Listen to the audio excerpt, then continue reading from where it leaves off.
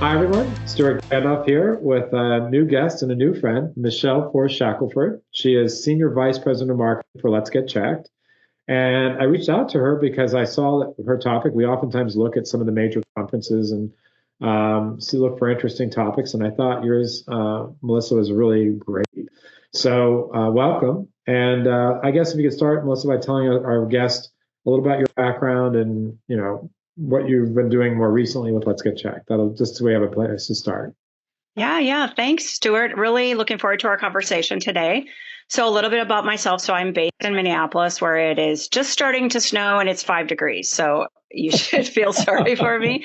Yes, it's cloudy here, but it's not that. No. 5 degrees is a little chilly. I have been a healthcare marketing leader for nearly 20 years. I've been on all sides of healthcare, the payer side, the provider side, the PBM and pharma. I've worked in behavioral healthcare and senior care, kind of seen and done it all. I truly grew up as a B2B marketer and then have become more B2C and B2B2C focused along the way as I've worked with different provider companies. And most recently, I've added health tech to my kind of level of experience working with Let's Get Checked, which is home health and diagnostics. And we do a lot focused on B2B2C with that end user patient. All right, great. And health tech is exploding in popularity. We were just talking offline a moment ago about mental health, which is a huge category and finally coming of age after decades. But health tech is flying as well. So that's an exciting space. So you guys are kind of reinventing healthcare while you're at it, right? And that's what's happening. It's really a lot of the health tech players are truly reinventing how healthcare is going to look in the future. I mean, think about behavioral health, as you just mentioned. A few years ago, we started to see, wow, doing something like this, doing your mental health visits with your provider on Zoom became normalized. And in the future, more health tech is bringing more and more disruption like that to the marketplace. So I'm curious about just for our audience as well as me. So what's sort of the unique selling proposition for Let's Get Checked, and we'll jump into the rest of the program here. But what makes you guys great? Well, with Let's Get Checked, we make it as easy as possible to meet people where they're at. So you can do a lot of the bulk of your testing and diagnostics that you need for your healthcare remotely from your home. You can do anything from colorectal testing, HPV testing. You can do testing for diabetes, all kinds of different testing you can do from home. And when I think about someone who is in a rural healthcare community where they may see their provider like this over telehealth, they still need to be able to test their blood or test other samples. It makes it really easy. Also, if I'm not just in a rural community, if I'm an elderly person who may not drive, lots of different reasons that people just want to have more convenience to make sure that they're getting particularly the preventative care from home. That's great. And it's funny because my wife just went through Zoe. I don't know if you're familiar with that, but for the different kinds of testing for diet, it was amazing. So love this category for sure. Okay, so let's talk about inclusive marketing because the session, was it Shishman? I can't remember whether it was Yep, at Shishman last fall. So I saw this, and I couldn't make it this year because I was speaking at one of the same mental health conferences we just talked about offline. So this is the first I've ever made Shishman in years. So I didn't get to see it, but I loved the description of it. And so it was about inclusive marketing. And so for the uninitiated, what does inclusive marketing mean, and why are you so passionate about this topic? Well, I think all of us in healthcare marketing should really be passionate about inclusive marketing because everyone is a healthcare consumer, whether for yourself or for your loved one. And when you really think about inclusive marketing, it's really making sure that your messages resonate with the broadest audience, whether that be, gender, age, race, sexual orientation. It could be just about anything, someone living with a disability, all the different things. We need to make sure our messages resonate with everyone. And not just talking about marketing from a real superficial standpoint, we need to make sure that everyone feels seen and heard so that they feel like they are welcome to get care from that particular provider or that health system.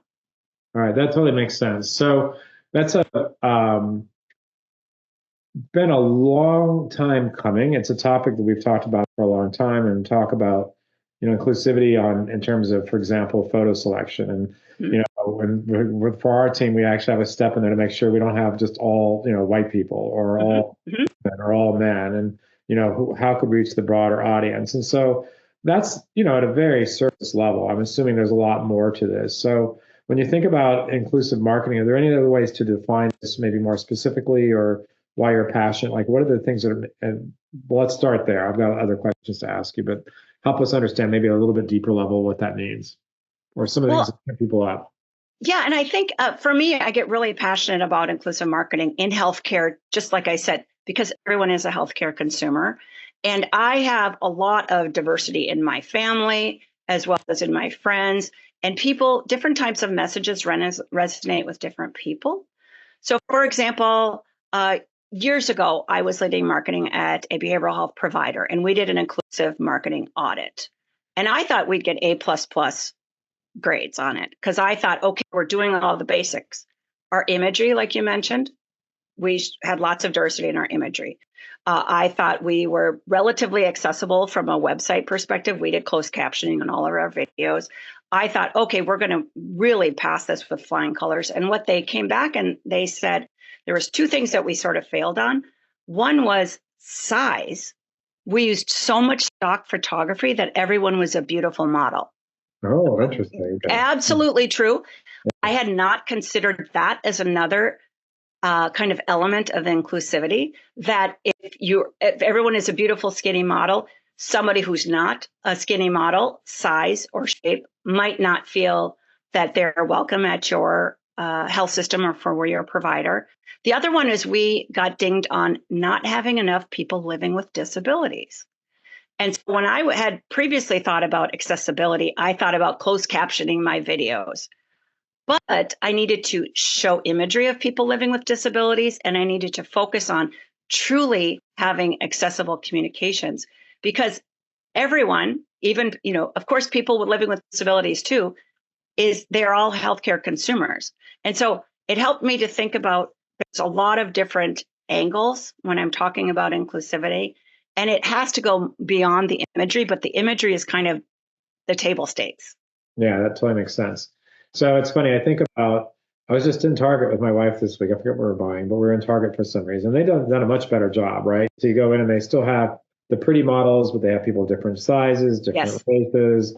I don't know if they have disabilities on the wall, but they definitely have changed their marketing. And it's interesting. So it's mixed. I feel like at one point they kind of, I don't know if it overdid it's the right verb, but it's a kind of a good balance now, just really people that people can relate to. And I'm assuming it's working for them. They're doing it in all their stores. Exactly. I mean, Target isn't healthcare, but they're also, I mean, everybody could be a healthcare, Target consumer too. And I actually have a girlfriend who uses a wheelchair and she's a model and she's done modeling for Target. And I love the fact that in her modeling sessions, they don't focus on the wheelchair. They focused on her. And you'd have to look really closely to notice that she's in a wheelchair. That's the kind of thing I think makes people feel seen and heard, that they're not just a token in a wheelchair. That's absolutely what we don't want. We want somebody who's there in there being able to be seen and heard for who they are. I love that, by the way. I really do, because the worst would be to get somebody who's not disabled to put them in a wheelchair for a photo, right? That's just Oh, super unauthentic. And I'm sure that happens a lot, right? But then they didn't make the wheelchair the star.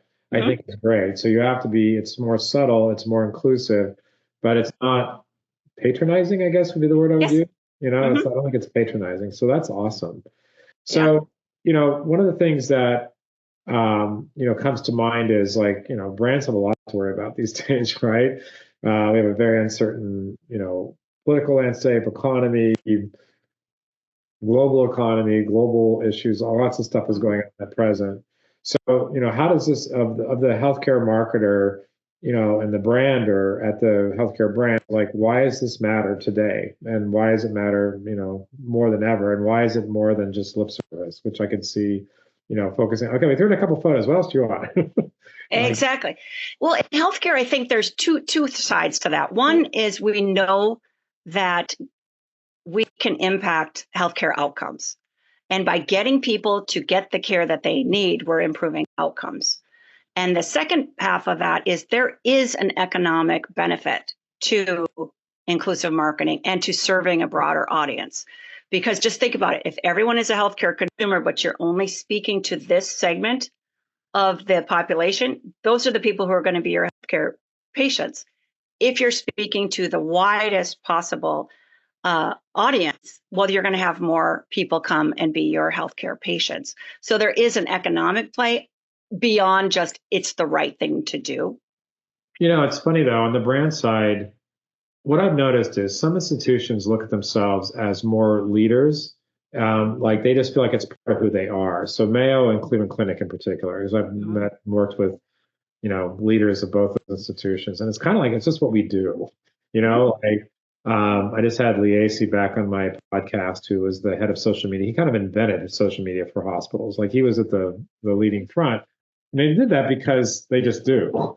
And Cleveland Clinic, we've had multiple people on talking about patient experience. And so I think for them, it's probably a little easier because it's more in their DNA. And it just kind of makes sense when you look around at your waiting rooms and I'm sorry, reception area, and and not everybody looks blonde and 5'8" and whatever. So I think it's more in the DNA as well. But from a marketing standpoint, beyond being more authentic, which is word it's used a lot more in the last 10 years than ever was before, right? I just think it matters a lot to who we are. And if you're not one of those sort of leading organizations, these are little things you can do that, and a lot of times, depending if it's a provider or not, but in the provider world, a lot of times the marketing department doesn't have the sort of authority that they would like. These are subtle changes they can make without anybody complaining. And it's the right thing to do anyway. So exactly. It is absolutely the right thing to do. And I think if people come at it with authenticity, like you said, and empathy, that's really, if you have those at the core in all of your marketing and healthcare, I think you just really can't go wrong.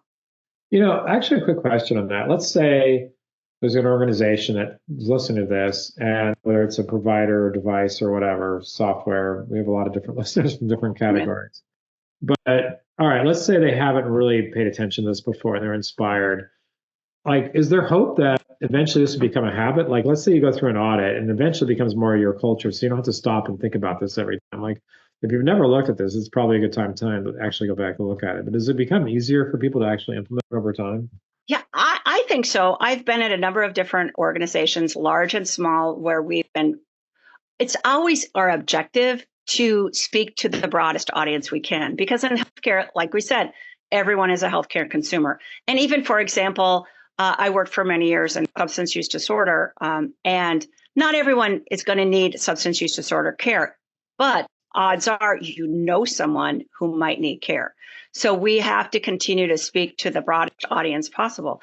One of the things we discovered after that audit, and we sort of got dinged on not showing people living with disabilities, is we discovered that we had a very unique value proposition that we could take patients in inpatient care who used wheelchairs, and a lot of the competitors could not.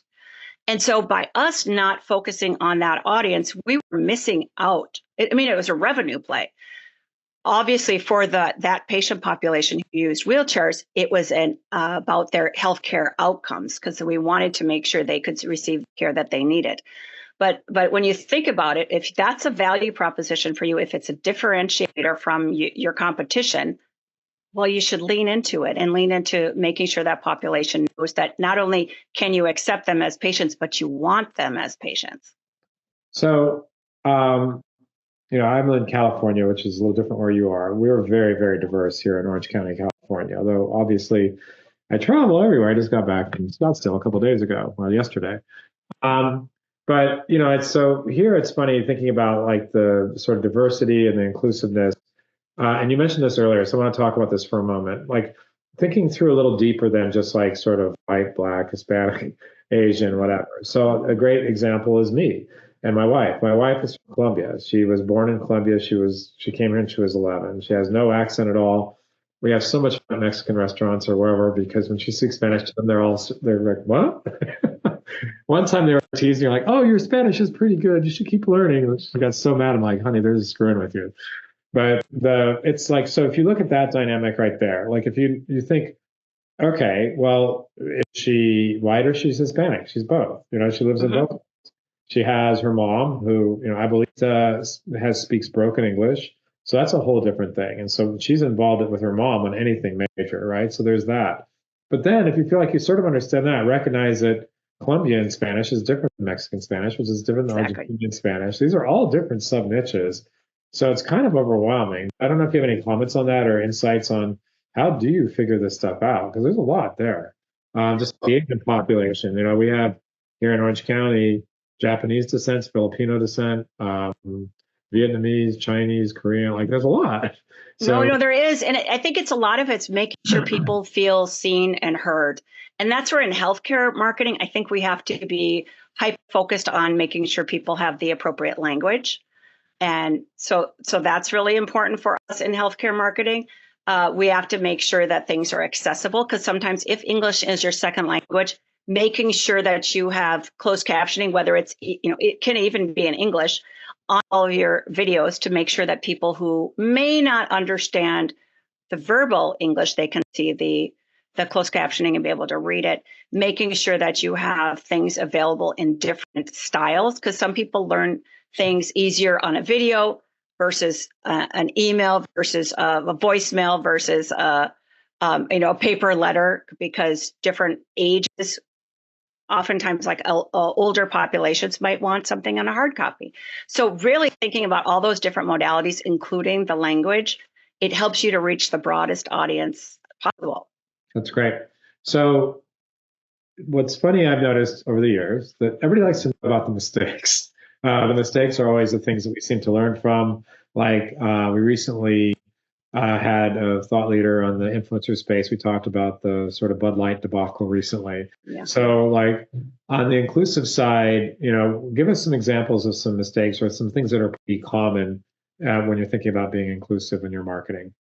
So I've got one, but first I want to say that I think if you're starting off and you're working with authenticity and empathy in mind, it's hard to really make a mistake because you're trying. And I think a lot of people will give you credit for that.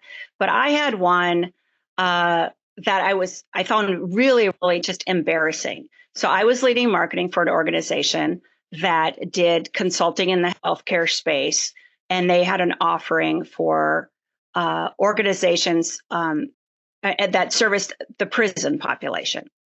So there was a catalog of services, and it wasn't on my team, but somebody in our organization put together a catalog for this services for people in prison. And on the page was a very stereotypical man in kind of a blue shirt, could have been a prison shirt, but he was a Black man. And it was the only picture on the page. So I got a call as the head of marketing from an industry association just slamming me for that, using that stereotypical picture of a Black man on the page about servicing people in prison. And even though I hadn't done it and my team hadn't done it, I had to own it and I had to take it on the chin as the leader of marketing. So I had to go to this industry association's meeting. I had to let them yell at me and say how we were perpetuating negative stereotypes of Black men. And luckily, I think for me, the chairperson of the committee that was mad at me or mad at my organization, I knew her personally, and she knew that my husband is a Black man. And so I think she knew in my heart that I would never do something knowingly that would perpetuate a negative stereotype about a particular race, particularly a Black man. And so I think she believed me more than the rest of them when I really said, listen, this is not right. There's all races are in prison, and we should have probably either not used an image or used an image of multiple different races. And so what I did is I modified the online version of it right away. I owned it. I apologized. I said, yes, I agree with you. It's a problem. But I luckily had this woman who was the chair who kind of knew I was being kind of authentic in my apology. So that I was kind of lucky. It wasn't in that I talked to the woman who selected that photo and she said, listen, I was trying to show a lot of racial diversity in this catalog. So she did. When you look through the whole catalog, it was lots of different races and genders and ages, but she did pick that particular picture on that particular page. So I can see it. Yes, it was a mistake. Yes, it could be seen as definitely perpetuating a negative stereotype. But we said, okay, I said, we learned from it. We're going to do better. We're going to just try harder in the future. And I think they really accepted that. But I also appreciated that the industry association tried to hold us accountable. That's great. Yeah. And that's, the marketing nightmare. There's so much to worry about when you're doing a marketing campaign. There's so many things that can go wrong, and it's always very public and embarrassing. And so I can totally relate to that discussion. That's tough. And that's kind of the nature of marketing. So it's like it's not the planes you see, it's the planes you don't see that are the scary ones. Yeah, exactly. That's where I think with inclusivity, I think as long as we're trying and our heart is in the right place and we're following kind of an objective of authenticity and empathy, most people will give us a break. That makes sense. So, okay. So we've inspired a few people, I hope, today. Like, where do brands start? What's the best place to do it? If they want to start, I think the best way to start, like you said at the very beginning of our conversation, table stakes is imagery.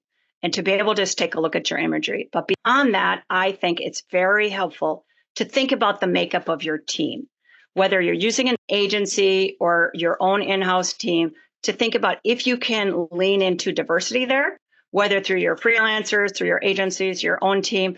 That's really helpful. Not everyone has the luxury or they're in the location where they can have that kind of diversity. And if you're not, part of it is also bringing in outside experts to at least check your work.